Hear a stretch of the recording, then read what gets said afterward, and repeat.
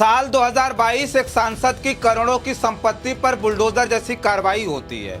जमीन कुर्क होती है, आलीशान फार्म हाउस पर ताला लगता है, लखनऊ की एक कोठी सील कर दी जाती है। कुल मिलाकर करीब 26 करोड़ रुपए से ज्यादा की संपत्ति पर सरकारी शिकंजा कसा जाता है। आरोप था गैंगस्टर एक्ट के तहत अपराध की कमाई से बनाई गई अवैध संपत्ति।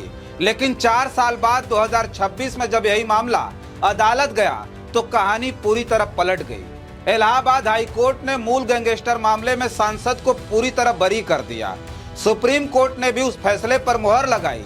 कहानी है गाजीपुर से समाजवादी पार्टी के सांसद अफजाल अंसारी की। आज हम इस पूरे मामले को शुरू से लेकर आखिर तक एक तथ्य के साथ विस्तार से समझेंगे और पूछेंगे वो सवाल जो पुलिस और प्रशासन से पूछे जाने चाहिए। नमस्कार, मेरा नाम रजनीश है और आप जन आदर्श भारत देख रहे हैं। इस पूरी कहानी को समझने के लिए चलिए 2022 में वापस चलते हैं।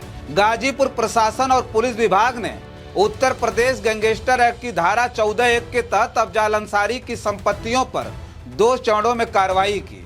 पहला चरण 24 जुलाई 2022 जिला प्रशासन ने गाजीपुर के माचा, पनेठा, नरसिंहपुर तरई और खरडिया मौजा की जमीनों को कुर्क किया। इस कार्रवाई में जब्त संपत्ति का सरकारी मूल्यांकन करीब 14 करोड़ 90 लाख रुपए आंका गया। दूसरा चरण था 19 अगस्त 2022 भावरकुल थाना क्षेत्र के माचा और सकरपुर मौजा में कार्रवाई हुई।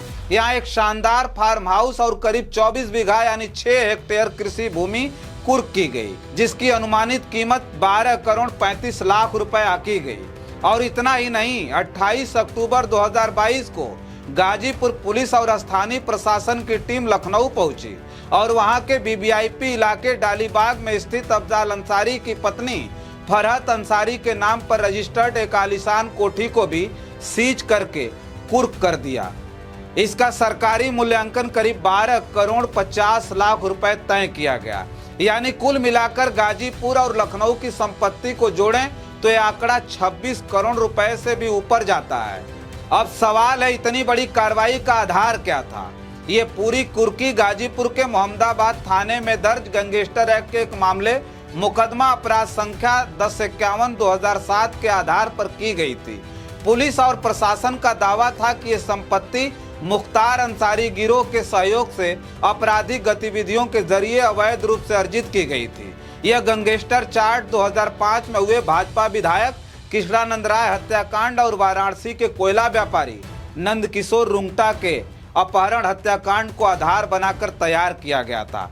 यानी बेहद गंभीर और संगीन आरोप। इतने गंभीर आरोपों के आधार पर प्रशासन ने बिना देर किए करोड़ों की संपत्ति पर ताला जड़ दिया। लेकिन अब आता है इस कहानी का सबसे अहम मोड़। जिस मूल गैंगस्टर मामले के आधार पर यह पूरी कुर्की की गई थी, उसी मामले में इलाहाबाद हाईकोर्ट ने अफजाल अंसारी को पूरी तरह दोषमुक्त यानी बरी कर दिया। और सिर्फ हाईकोर्ट ही नहीं, जब मामला सुप्रीम कोर्ट पहुंचा तो देश की सबसे बड़ी अदालत ने भी हाईकोर्ट के इस फैसले को सही ठहराया और उसे बरकरार रखा।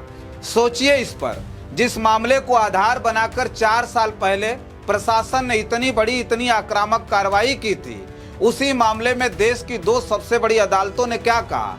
कोई दोष नहीं है। अदालत ने साफ माना कि जब मूल आधार ही साबित नहीं हुआ तो अपराध की कमाई के आधार पर कुर्क की गई संपत्ति को कब्जे में रखना पूरी तरह गैर कानूनी है। और अब सुनिए वो हिस्सा जो सबसे बड़ा सवाल खड़ा करता है। गाजीपुर कोर्ट ने करीब 1 साल पहले इस संपत्ति को मुक्त करने का आदेश दे दिया था, लेकिन प्रशासन ने इस आदेश का पालन नहीं किया। यानी अदालत का साफ आदेश होने के बावजूद संपत्ति परिवार को वापस नहीं की गई। मजबूरन अफजाल अंसारी के परिवार को फिर से हाईकोर्ट का दरवाजा खटखटाना पड़ा। उनकी बेटी नुसरत अंसारी ने खुद इलाहाबाद हाईकोर्ट में याचिका दाखिल की। तब जाकर हाईकोर्ट ने सख्त आदेश के बाद अगस्त 2026 में प्रशासन को आखिरकार जमीन खाली करनी पड़ी। और संयोग बस ये राहत उन्हें उनके 73वें जन्मदिन यानी 14 अगस्त के आसपास से मिली। अब सीधा सवाल ये है, जब निचली अदालत ने 1 साल पहले ये आदेश दे दिया था तो प्रशासन ने उसका पालन करने में इतनी देरी क्यों की? क्या ये सिर्फ प्रशासनिक सुस्ती थी या जानबूझकर की गई देरी?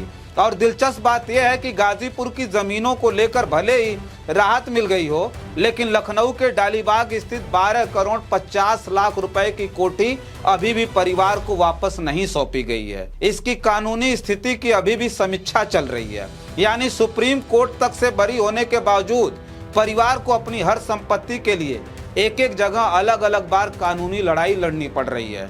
और इस पूरी कहानी में एक और मोड़ आता है।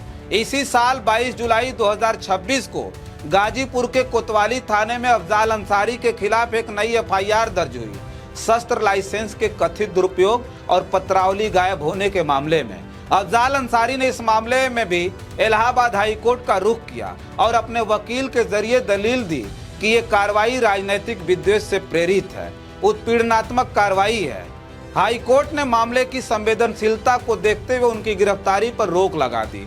गैंगस्टर एक्ट के मामले में बरी होने के ठीक बाद एक और नया मामला दर्ज होना, क्या ये महज इत्तेफाक है या कोई पैटर्न? ये सवाल जनता के मन में उठना स्वाभाविक है। इस पूरे विवाद के बीच एक ऐसा पहलू भी है जो अक्सर चर्चा में कम आता है। अफजाल अंसारी के पुरखे बड़े जमींदार और स्वतंत्रता सेनानी रहे हैं। परिवार के पास पीढ़ियों से खेती योग्य जमीन और बाग रहे हैं। स्थानीय लोगों के मुताबिक गाजीपुर के मोहम्मदाबाद क्षेत्र में जब भी गंगा नदी में भयंकर बाढ़ आई और आसपास के गांव कट गए, तब इस परिवार ने विस्थापित हुए लोगों को अपनी निजी जमीनें बिना किसी पैसे के दान कर दी ताकि ये नए सिरे से बच सकें। आज भी दर्जनों गांव इसी परिवार की दान की गई जमीनों पर बसे हुए हैं और आज भी गाजीपुर के कई ग्रामीण इलाकों से लोग परिवार के पुश्तैनी घर, जिसे स्थानीय भाषा में फाटक कहा जाता है, वहां न्याय और मदद की उम्मीद लेकर पहुंचते हैं। ये पहलू इस पूरे मामले को सिर्फ एक कानूनी लड़ाई से आगे एक सामाजिक और ऐतिहासिक संदर्भ भी देता है। अब आते हैं इस पूरी कहानी के सबसे जरूरी सवाल पर। अगर किसी व्यक्ति पर गंभीर आरोप लगते हैं और प्रशासन उसकी करोड़ों की संपत्ति कुर्क कर लेता है, लेकिन 4 साल बाद अदालत कहती है कि मूल आरोप ही गलत थे, तो इन 4 सालों में जो नुकसान हुआ है उसकी भरपाई कौन करेगा? एक परिवार 4 साल तक अपनी जमीन, अपने घर, अपनी संपत्ति से वंचित रहा, कानूनी लड़ाई में समय, पैसा और मानसिक तनाव झेला और आखिरकार जब न्याय मिला तो भी प्रशासन ने आदेश का तुरंत पालन नहीं किया, दोबारा कोर्ट जाना पड़ा। क्या ये सवाल सिर्फ अफजाल अंसारी के मामले तक सीमित है या ये उस बड़े सिस्टम पर सवाल है जहां किसी की संपत्ति जब्त करना आसान है, लेकिन जब आरोप गलत साबित हो तो जवाबदेही तय करना उतना ही मुश्किल।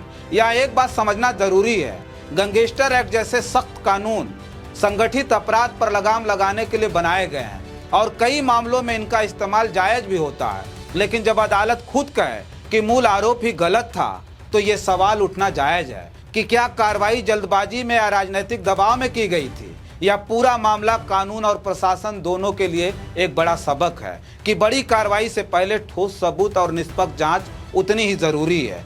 26 करोड़ की संपत्ति, 4 साल की कानूनी लड़ाई और आखिरकार अदालत से मिली पूरी बेगुनाही। अफजाल अंसारी का यह मामला सिर्फ एक सांसद की कहानी नहीं है, ये कानून, न्याय और प्रशासनिक जवाबदेही से जुड़े कई बड़े सवाल खड़े करता है। आने वाले दिनों में लखनऊ की कोठी और नई एफआईआर के मामले में क्या होता है, ये देखना अभी बाकी है। फिलहाल इस वीडियो में इतना ही। बहुत सारी खबरें लेकर के आपके बीच में हाजिर होंगे। बने रहें जनादर्श भारत के साथ और हमें दें इजाजत। नमस्कार।